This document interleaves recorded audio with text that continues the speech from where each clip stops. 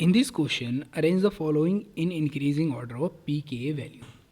We know very well कि pKa value जो होती है वो इन्वर्सली प्रोपोर्शनल होती है एसिडिटी के, या फिर हम बोल सकते हैं भाई अगर pKa किसी का ज़्यादा होगा तो उसकी एसिडिटी क्या हो जाएगी, कम हो जाएगी। तो हमको याद क्या रखना है यहाँ पे, हमको याद सिर्फ ये इतना रखना है कि हमको एसिडिक चीज़ों को जिसकी एसिडिटी ज़्यादा है, क्योंकि इन्होंने इंक्रीजिंग ऑर्डर बोला है, तो हम हाईली एसिडिक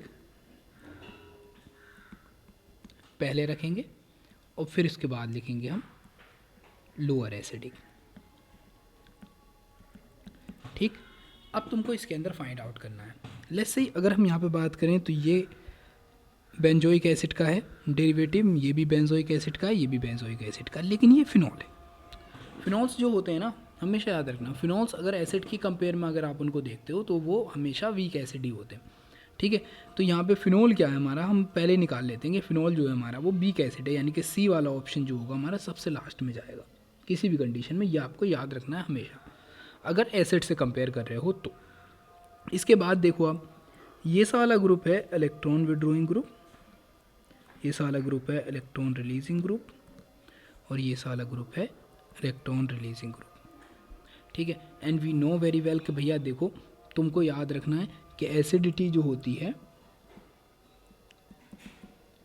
वो डायरेक्टली प्रोपोर्शनल होती है इलेक्ट्रॉन विड्रॉइंग ग्रुप के और इन्वर्सली प्रोपोर्शनल होती है इलेक्ट्रॉन रिलीजिंग ग्रुप के।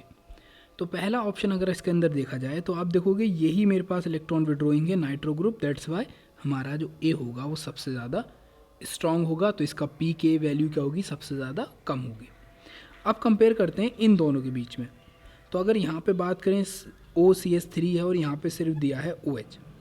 ठीक, तो अगर हम बात करते हैं रिजोनेंस की या एक तरीके से पीके वैल्यू की, तो आपको याद रखना है कि इस कंडीशन के अंदर अगर हमारे पास ऑप्शन हो OCH3 का और साथ में OH का, ठीक, कहीं पर OCH3 लगा हो और कहीं पर लिखा हो OH, तो जब हम पीके वैल्यू के अंदर फाइंड आउट करने की कोशिश करेंगे then we get the answer कि ये जो है ना तुम्हारा ये कहलाता है तुम्हारा सैलिसिलिक एसिड, जो है जिसको बोलते हो आप पैरा सैलिसिलिक एसिड। ठीक है, तो यहाँ पर ये सैलिसिलिक एसिड क्या करेगा, ज़्यादा रिजोनेंस में पार्टिसिपेट करेगा, इसकी वजह से इसकी एसिडिटी क्या होगी, ज़्यादा हो जाएगी। तो आपका इसके बाद जो आएगा वो डी आएगा, और डी के बाद तो हमारा सिर्फ बचा है बी वाला, यानी कि हमारा ऑप्शन होना चाहिए ये, और ये साला ऑप्शन है हमारा C, it is the correct option. बाकी देखो एक ऑप्शन बी तो था ही नहीं, कहीं पे पूरी लाइन के अंदर नहीं था।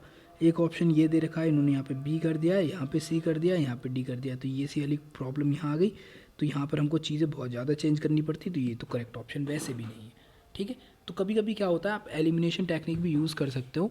एलिमिनेशन टेक्निक यूज़ करने से मोस्ट ऑफ द क्वेश्चन क्या होते हैं, सॉल्व हो जाते हैं, और अगर उनके ऊपर तुम ज़्यादा मेहनत करोगे तो आपके आंसर जल्दी निकलना शुरू हो जाएंगे। याद रखना है, इसको बोलते हैं पैरा सैलिसिलिक एसिड। ठीक, और ये साला जो केस होता है ये हम और भी डिटेल में डिस्कस कर लेंगे, लेकिन इसका जो प्लस एम और जो प्लस आई इफेक्ट है वो ज़्यादा वर्क करता है, जिसकी वजह से यहाँ पर हमको ज़्यादा इफेक्टिव रिजोनेंस नज़र आएगा। ठीक, और इसकी कंपेयर में बात करें हम तो ये अपने इलेक्ट्रॉन ज़्यादा देगा। क्यों, रीज़न समझ लो आप इस चीज़ का। जैसे हमने बात की अभी, ये दोनों इलेक्ट्रॉन रिलीजिंग ग्रुप हैं। अब अगर मैं बोलता हूँ कि ये जो ग्रुप है ये जुड़ा है CH3 से, और CH3 यूज़ करता है अपनी प्लस आई की होने की वजह से ये क्या करेगा, इलेक्ट्रॉन डेंसिटी ऑक्सीजन पे बढ़ा देगा, और जब ऑक्सीजन पे डेंसिटी बढ़ेगी तो ये अपने इलेक्ट्रॉन आसानी से डोनेट कर पाएगा, आसानी से डोनेट करेगा, तो इसकी वजह से यहाँ पर इलेक्ट्रॉन डेंसिटी ज़्यादा बढ़ेगी, और जहाँ पर ज़्यादा बढ़ी तो यहाँ पर बॉन्ड के बीच की पोलैरिटी क्या हो जाएगी, कम हो जाएगी, जिससे आसानी से हाइड्रोजन बॉन्ड टूट ही नहीं पाएगा। सिंपल सी बात है।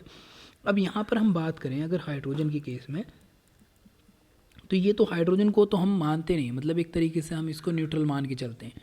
अगर इसका इफेक्ट हम नज़रअंदाज भी कर दें तो कोई फ़र्क नहीं पड़ता, कि इसके इफेक्ट को हम लगभग ज़ीरो ही मान लेते हैं केमिस्ट्री में, तो सिर्फ और सिर्फ ऑक्सीजन है। तो यहाँ पे ये मेथाइल ग्रुप का जो इंडक्टिव इफेक्ट है इसकी वजह से इसकी इलेक्ट्रॉन डेंसिटी बढ़ रही है, जिसकी वजह से क्या है, इसका एसिडिक करेक्टर घट रहा है और इसका एसिडिक करेक्टर बढ़ रहा है। That is the main reason. All the very best, good bye.